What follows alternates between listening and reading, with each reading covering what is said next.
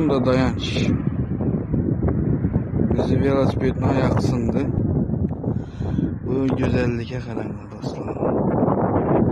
Hoşraylığa karanlık. Ne hoşraylık.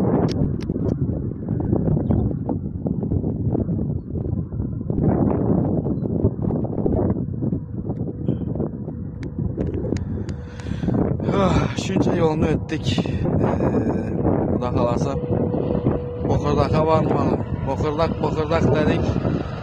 Bokırdaka bir zatla çürmeliyen ibarı. Ansat bu mindirdi. Dayançlı biraz ayakları